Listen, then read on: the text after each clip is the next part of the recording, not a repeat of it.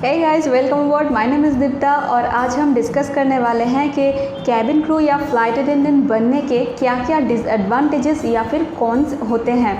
So without further ado let's start. तो guys, अगर आपने मेरी पिछली वीडियो देखा है तो आपको पता ही होगा कि मैंने वहाँ पे डिस्कस किया है कैबिन क्रू या फ्लाइट अटेंडेंट बनने के क्या क्या फ़ायदे होते हैं, पर हमें डिसएडवांटेजेस या फिर कॉन्स भी मालूम होनी चाहिए because every profession has its pros and cons, right. Basically it's necessary to understand both side of the coin before judging anything. Yeah so let's start with our first point which is sleeping pattern gets hampered. Flight attendant के job की कोई fixed timing नहीं होती है। हाँ, roster तो पहले से ही पता होती है, but our body has its own clock. या चाहे हमें कितने भी पहले से पता क्यों ना हो कि आज मॉर्निंग ड्यूटी करने के बाद कल से मुझे नाइट शिफ्ट में ड्यूटी करनी पड़ेगी, हम अपने दिमाग को कितना ही प्रिपेयर क्यों ना कर ले, it has its huge effect on our mind, our body and our health. और इसीलिए जब कभी भी फ़्लाइट अटेंडेंट्स को या कैबिन क्रूज़ को वक्त मिले तो वो उनको ज़बरदस्ती ही सही खुद को सुलाना पड़ता है। नींद ना भी आए उस टाइम में तब भी सो जाना पड़ता है।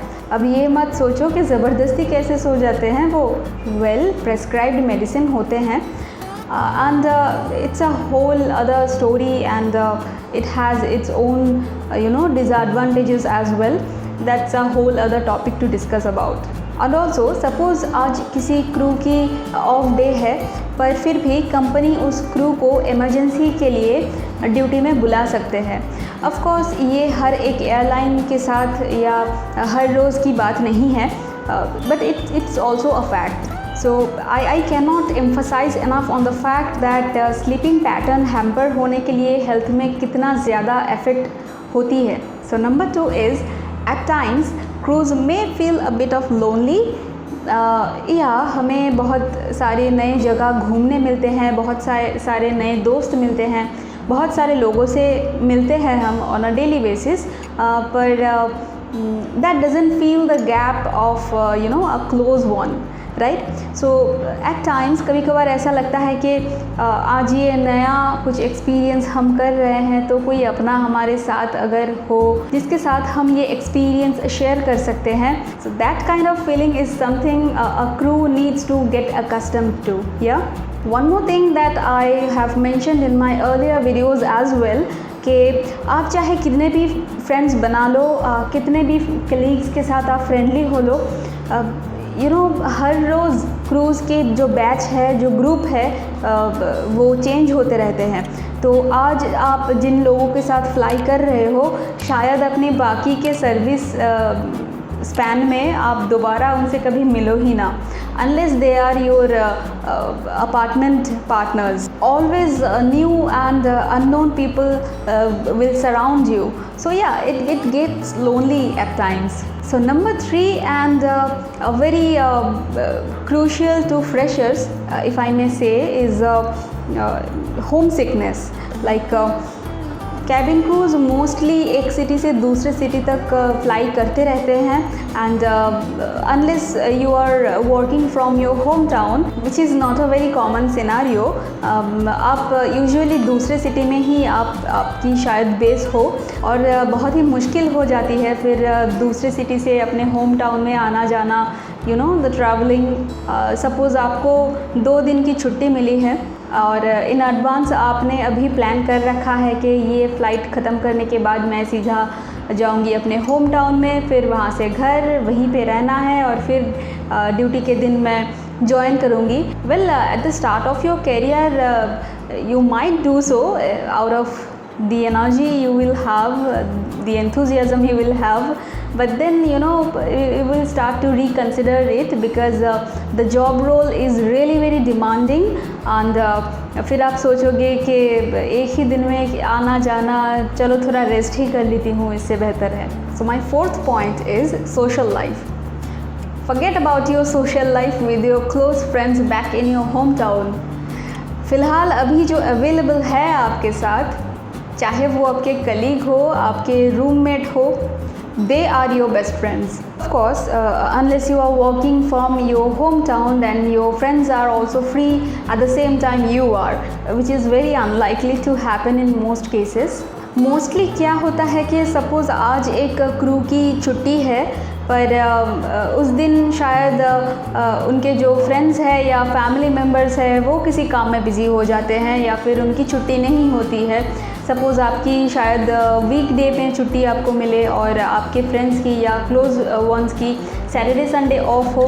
सो these are the some kind of things that needs to be adjusted. Yeah, so if you are a huge social person that leaves you with two options in your hand. Number one is be productive with your free time, or just mingle with the unknown people. Okay, I'm sorry for the background noises if you are hearing those. So the next point is married life, love life, relationships, etc.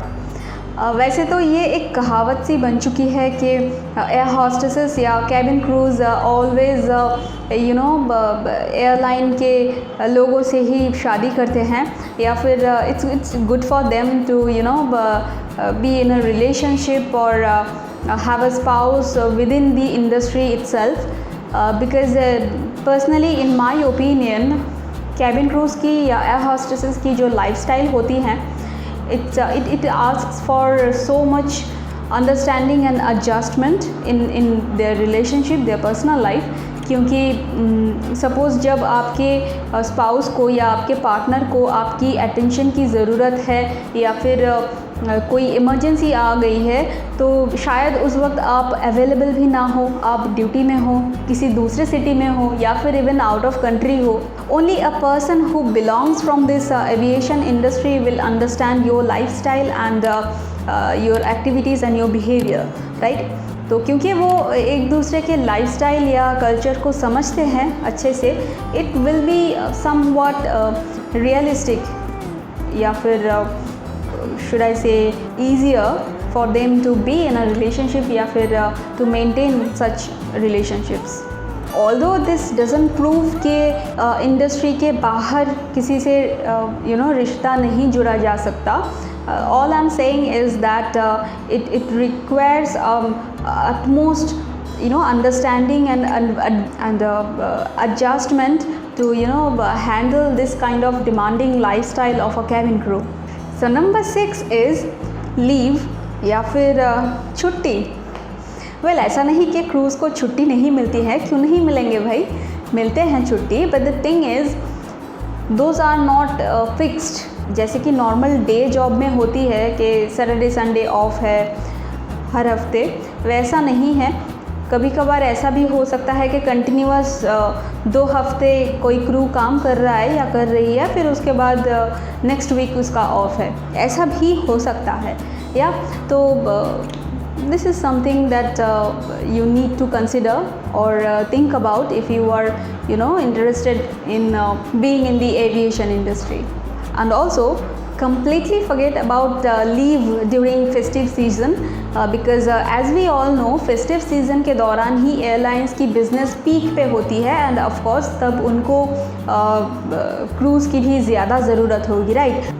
Such as Durga Puja is coming, तो अगर किसी crew की family friends सब enjoy करने की planning कर रहे हैं तो शायद वो कमिट ना कर पाए उन लोगों को, क्योंकि शायद तब उसको ड्यूटी में रहने की ज़रूरत हो.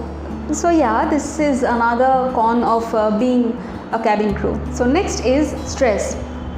वेल जब कंटिन्यूसली एक क्रू को अनप्लेजेंट पैसेंजर्स को हैंडल करनी पड़ती है, अनएडजस्टेबल कलीग्स के साथ रहना पड़ता है day after day, then it takes a toll on your mindset, right. फिर हम सोचने लगते हैं कि यार ये क्या सीन है, हमारी तो पहले ही नॉर्मल की लाइफ वही अच्छी थी. And then comes the demanding job role of a cabin crew.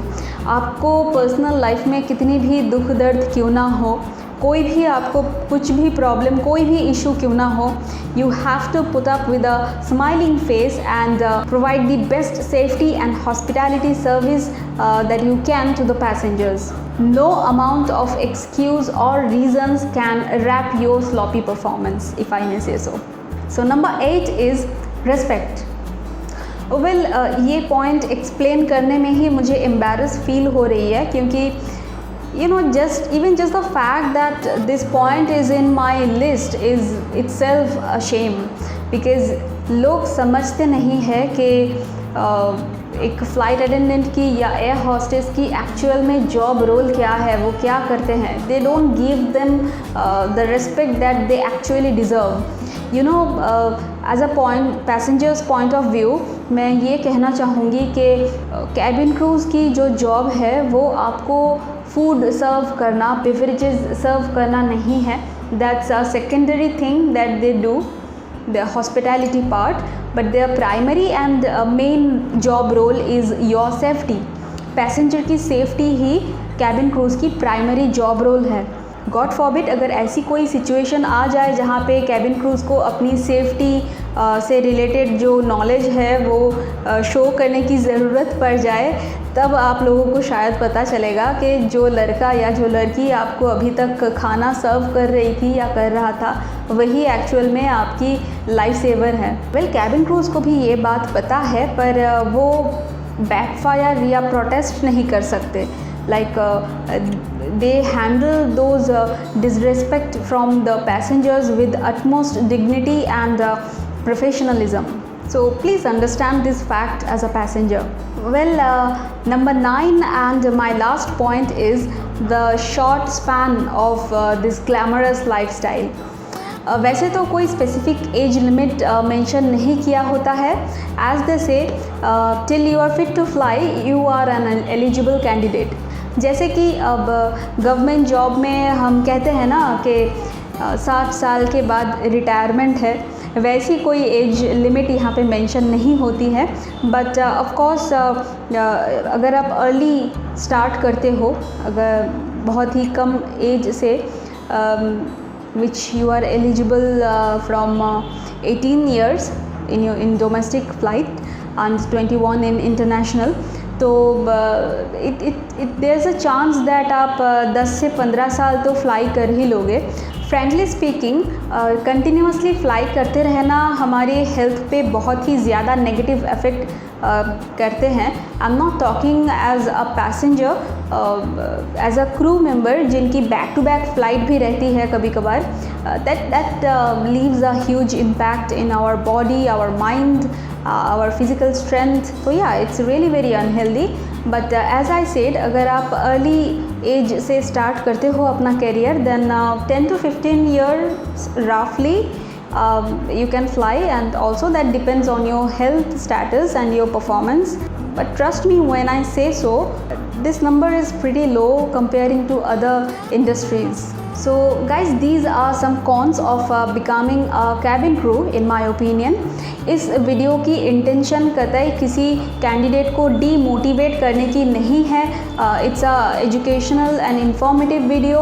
Instead I will encourage every one of you who are truly interested to become a cabin crew and wants to lead a very adventurous and memorable life. So guys, अगर आपको ये video अच्छी लगी है तो please support my effort by liking and subscribe to my channel if you have not already, क्योंकि मैं इसी तरह के यूज़फुल वीडियोज़ के साथ आप लोगों को हफ्ते में 2 बार अपडेट करती रहती हूँ. Thank you for watching. Take care.